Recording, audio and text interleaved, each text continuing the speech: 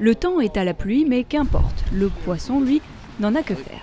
L'équipe de la Fédération de pêche du Pas-de-Calais embarque sur le canal de Guignes pour un échantillonnage de la faune piscicole. La technique utilisée, une pêche à l'électricité. On peut établir un champ électrique qui va momentanément paralyser le poisson qui se situe dans le périmètre d'action de l'anode. Dans ces cas-là, on peut épuiser très facilement le poisson. On le réceptionne dans un bac pour ultérieurement faire l'atelier de biométrie. Cette étape se déroule sur la terre ferme. Gardons. 157. 64 grammes. On prend systématiquement la taille en millimètres et le poids en grammes.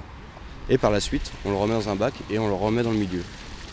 Si au niveau national, on sait qu'une espèce de poisson sur 5 est menacée à court terme, Prix-aux-Fiches a permis de combler des lacunes. Grâce aux 60 stations d'échantillonnage, on connaît aujourd'hui précisément l'état écologique des cours d'eau du Pas-de-Calais. Globalement, les milieux sont assez perturbés.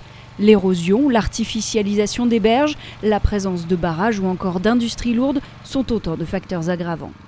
L'objectif de Prix-aux-Fiches va plus loin que le simple recueil de connaissances. L'idée était de pouvoir diffuser à l'ensemble des gestionnaires du département un outil d'aide à la décision pour optimiser le gain écologique qui pourrait être généré par les actions de restauration. Cet outil, c'est un fichier exploitable sous l'application Google Earth. Ce qui est très intéressant, c'est qu'on pourra se projeter sur l'évolution du peuplement piscicole suite aux actions de restauration. C'est-à-dire que l'outil nous fournit le peuplement piscicole attendu si l'on met en place des actions de restauration à cet endroit.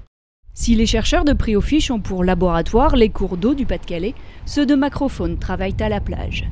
Christophe Luxac et sa doctorante se rendent à marée basse sur la partie découverte de la plage pour observer le petit et l'infiniment petit.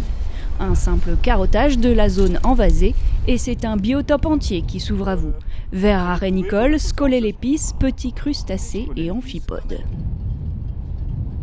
De la baie d'Authie jusqu'aux côtes belges, l'équipe de Macrofaune a fait ainsi sur 350 stations pour comptabiliser environ 1000 prélèvements, tous examinés en laboratoire. La communauté scientifique, qui ne disposait pas d'une connaissance fine, a dégagé des grandes tendances. Si on parle de biodiversité au sens classique, c'est-à-dire nombre d'espèces, c'est ce qui était connu. Par contre, les secteurs dont je parlais, estuaire de Canche, d'Authie et M de Marque, là on a une biodiversité qui est très importante en termes de diversité des communautés animales, avec la présence d'une communauté d'espèces animales qui vivent dans la vase. Donc, un nombre d'espèces qui n'est pas exorbitant, par contre des densités très fortes et une ressource alimentaire très importante pour les limicoles. Donc ça veut dire que ça engendre en hiver et en stationnement durant les migrations une diversité d'oiseaux qui est présente, qui est très importante.